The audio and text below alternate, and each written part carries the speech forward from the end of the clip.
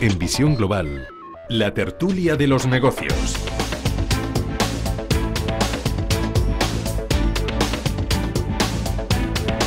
Dieciocho minutos nos separan de las 9 de la noche, seguimos en Visión Global, estamos en directo y como ya saben nuestros oyentes, a esta hora comienza la tertulia de los negocios, por aquí ya bien acompañado en este estudio con Guillermo Santos, socio de iCapital. Guillermo, ¿qué tal? Hola, buenas noches. Buenas noches. Muy bien. Bienvenido. Gracias.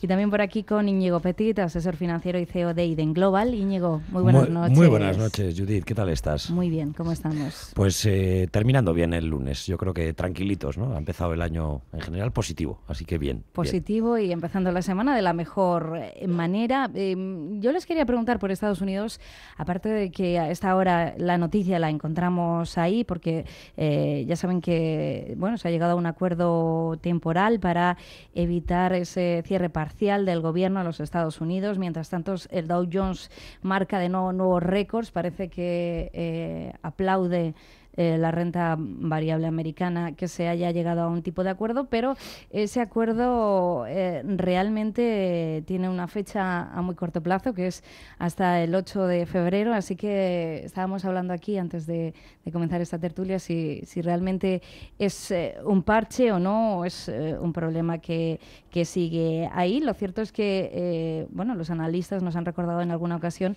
que en periodos en los que el gobierno de Estados Unidos está bloqueado suele aumentar la volatilidad, debilitar el dólar, frenar a Wall Street, pero no sé, por lo menos hay disposición, ¿no?, a que esto no suceda al cierre de gobierno. Guillermo. Bueno, es que el gobierno no puede cerrarse, ¿no?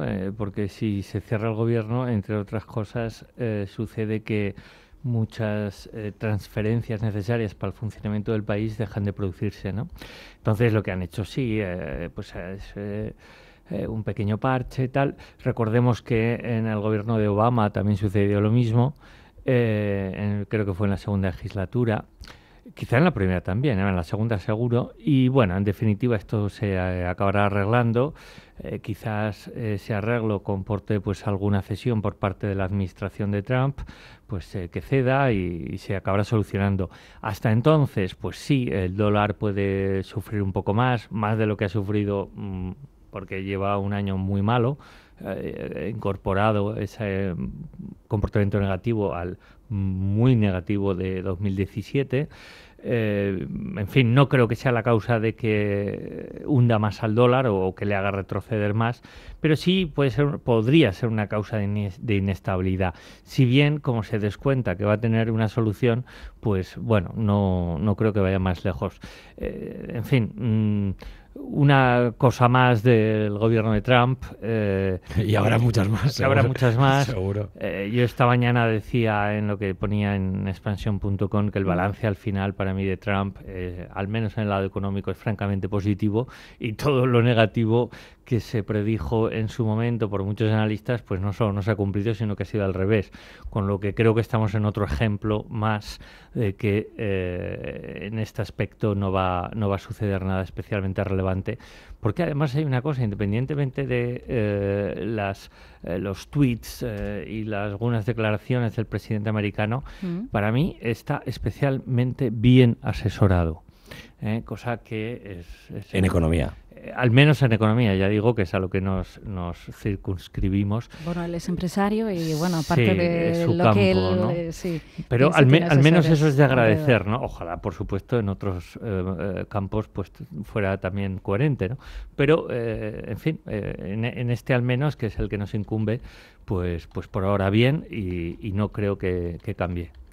Oye, yo creo que en Estados Unidos, tal y como, digamos, planteabas la pregunta, quizá podamos separar, ¿no? O sea, yo creo que por un lado está lo que viene siendo el efecto Trump y todo lo que ha generado, que ha comentado Guillermo, pues ese error garrafal de todos los analistas y viendo cómo las cosas han sucedido exactamente al revés. Y yo creo que Trump tiene esa doble cara, ¿no?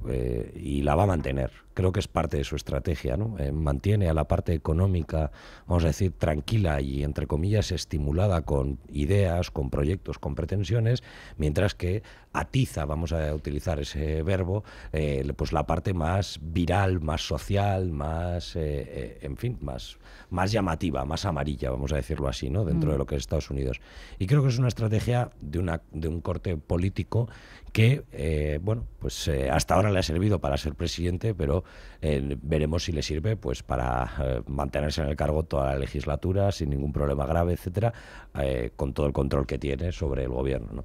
Y por otro lado está la parte económica. Evidentemente, su proyecto de reforma fiscal siempre ha sido un gran impulso y muchas de las ideas que ha transmitido han sentado muy bien a los mercados. Con todo, yo creo que el mercado americano, no quiero decir que haya pasado de Trump del todo, pero que no ha sido un factor determinante en lo que hemos visto en los últimos meses, sobre todo de dónde venimos los últimos años. Es decir, entonces, más que gracias a Trump, sería a pesar de Trump. Tampoco a pesar, porque Trump en la parte económica lo ha apoyado, pero no creo que sus proyectos, que de momento han sido solo eso, proyectos, hayan sido suficientes como para conseguir que el Dow Jones siga a este nivel tan imbatible sin parar. Es decir, yo creo que eso tiene que ver con la propia coyuntura de Estados Unidos, que probablemente aceleren ese plan de retiradas, de estímulos como consecuencia del buen comportamiento de la economía, un paro pues muy bajo, aunque tienen otros problemas derivados pues de empleo de baja calidad, etcétera, que tienen que resolver, pero tienen un nivel de paro que es enormemente bajo. Es decir, que Estados Unidos, hasta el punto de que podemos decir que los mercados están caros. Con esto, muchas veces cuando hablamos de Estados Unidos y decimos que está caro, los inversores como que se asustan y parece que muchas veces automáticamente se descarta como inversión. Y hoy era el día en que un buen amigo me pasaba una idea, ¿no? Y era que en los últimos muchos años, pues no sé si eran más de 100 años de cotizaciones, después de periodos de subidas, al año siguiente el mercado ha seguido subiendo en la mayoría de las ocasiones. Es decir, que el hecho de que el mercado americano haya tenido un año muy bueno, incluso 2, incluso 3, no debe llevarnos directamente a tomar la decisión de no invertir en Estados Unidos. Es decir, puede que haya un momento de, en fin, sobrevaloración, que haya precios caros, pero eso no quiere decir que haya que salir de Estados Unidos, sino que quizá pues hay que evitar aumentar pesos, en fin, otro tipo de estrategias que no son salir del todo. ¿Por qué? Porque yo creo que mucho inversor se ha dejado llevar por, vamos a decir, quizá por los comentarios que más han llamado la atención, que han sido Estados Unidos está muy caro, y han dejado de estar allí, o han perdido la oportunidad de estar allí siendo uno de los mejores mercados que ha habido en los últimos meses. Al final yo creo que en cuanto Trump consiga desbloquear esta situación, si lo consigue, que eso todavía está por ver, no me cabe duda de que será otro impulso, pero no creo que vaya a suponer un cambio de tendencia positiva muy llamativo. Es decir, creo que simplemente va a permitir que todos los índices sigan el mismo camino que han trazado. Entonces, la verdad es que me cuesta ver a Estados Unidos con debilidades y vamos, si además tienen un dólar pues un poco barato, que no les conviene que sea demasiado barato, pero un dólar barato pues fomenta una parte que para ellos es muy interesante, que bueno, en una economía dominada por el consumo interno, cuanto más aumentes las exportaciones, pues mejor que mejor, ¿no? Entonces, bueno, ahí hay un equilibrio que se puede dar y que sin duda alguna, como comentaba Guillermo en relación a los asesores que tiene Trump, oye, tienen opciones de aprovecharlo, ¿no? Entonces, yo creo que de momento el mercado va a seguir pasando de la política completamente y esperemos que la política pues apoye que las cosas sigan funcionando bien en las próximas semanas. Guillermo escribía en las últimas horas, en Expansión, Estados Unidos se aleja de la recesión y con él las caídas bursátiles. No parece que el dinamismo que tiene vaya a cambiar en los próximos meses. Y explicabas por qué. Bueno, al final la reflexión viene de que se produjeron unos cuantos, bastantes analistas hace, vamos a ver, en primavera, especialmente del 17, que predecían una posible recaída de la economía americana y demás, unido en parte al elemento psicológico del nuevo presidente, unido en parte también a que el crecimiento global pasó en 2017 por alguna fase de ciertas dudas. Recordemos que durante el verano hubo 1 o 2 meses bastante flojos de bolsa. Bueno, todo eso se superó, el elemento psicológico de Trump al final ha sido en este caso favorable y demás, pero sobre todo, los datos, que creo que utilizo la expresión, francamente han sido tozudos, en el sentido de que han demostrado que, especialmente en los índices de confianza manufacturera y algunos datos más, como la producción industrial última que hemos conocido, de 2017, diciembre de 2017, que están batiendo récords de varios años, ¿no? Y algunos datos de muchos años. Entonces, es muy complicado que una economía que está funcionando, que seguramente va a ir este año un poquito más deprisa que el pasado, en el 18 un poquito más que pues que de repente de un paso atrás tan fuerte, ¿no? Entonces eso es bueno, porque uno de los grandes catalizadores de posibles bajadas / desplomes de la bolsa sería un problema en la economía americana, ¿no? Otro sería un dato decepcionante de China. Bueno, ahora es la temporada de resultados. En Estados Unidos ya ha empezado, siempre comienza antes que en Europa. Ha habido pocos, pero en Estados Unidos cotizan muchas empresas y como tal, pues ya hay unos cuantos, ¿no? De esos cuantos, que no sé cuánto es, pero puede ser el 10% menos o por ahí del Standard & Poor's, hay más sorpresas positivas que negativas, lo cual quiere decir que bien. La expectativa creo que era un 12% en global de crecimiento de beneficios y un 8% en ingresos, más o menos, o un poquito menos en ingresos. Total, las cosas están yendo bien. ¿Nos debemos de relajar? Pues ni un ápice, ¿no? Entre otras cosas, ya no porque las valoraciones sean excesivas, que en algunos sectores y compañías lo son, sino simplemente por el mero hecho de que el mercado tomará un respiro de un momento dado, y el tema es no haber entrado el día anterior al respiro, ¿no? Porque eso es una cosa que te hace sentirte muy mal y te duele luego todo. Entonces es mejor ir poco a poco, pues sí, recolocar, posicionar. Si tienes equity, tienes bolsa en exceso en algunos sectores, pues moverla a otros, el ver un poquito tu peso de bolsa europea, que quizás sea este año el mejor mercado, quizás incluso global, pues si tienes suficiente y tienes fondos, pues tienes buenos gestores. Un poco hacer este rediseño. Comentaba también bien Íñigo un poquito el tema de reponderar los pesos en la cartera de renta variable, más allá de volverte loco y decir, ostras, es que resulta que no tengo tecnología, me voy a comprar un ETF de tecnología, porque eso te puede llevar probablemente a algún error.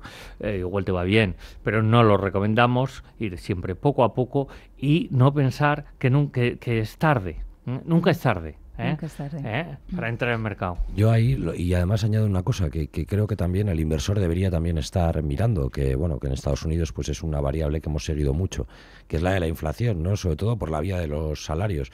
Uno de los gráficos más interesantes que he visto sobre Estados Unidos en los últimos meses es el que mira cómo ha crecido en relación al Producto Interior Bruto la retribución al capital frente a la retribución por salarios, y se ve como en los últimos 10 años la retribución al capital y a los salarios se han separado por completo. La de los salarios lleva cayendo en porcentaje de PIB, lleva cayendo ya muchos años, y la del capital lleva ya subiendo unos cuantos. Y ahora mismo esa diferencia, pues si no se encuentra en máximos históricos, debe estar cerca de esos máximos en una serie que era bastante larga. Claro, esto hace pensar que evidentemente pues tiene que haber una cierta normalización, una cierta tendencia a la media, y es probable que los salarios empiecen a repuntar poco a poco. Es uno de los grandes fenómenos que a muchos economistas pues cuesta explicar, pues porque ves que hay crecimiento económico, que hay una tasa de desempleo muy pequeña, y sin embargo los salarios no consiguen remontar pues la luz que tenían hace unos cuantos años, ¿no? Que todavía está muy devaluada la mano de obra en ese sentido. Por tanto, un crecimiento de los salarios sí que podría ayudar a generar algo de inflación. Ojo, inflación de la buena, yo creo, de la que a todos nos gusta, ¿no? Que es la inflación que viene por un aumento del consumo, por mayor renta disponible, en la proporción, como comentaba, de esa subida de salarios, que yo creo que por los niveles en los que nos encontramos debería producirse también en los próximos meses, sobre todo si la FED y otros tantos organismos pues aciertan con sus previsiones. Pues enseguida seguimos hablando de estos asuntos con nuestra tertulia de los negocios. También hablaremos enseguida con Durán y Durán Abogados, así que no se marchen.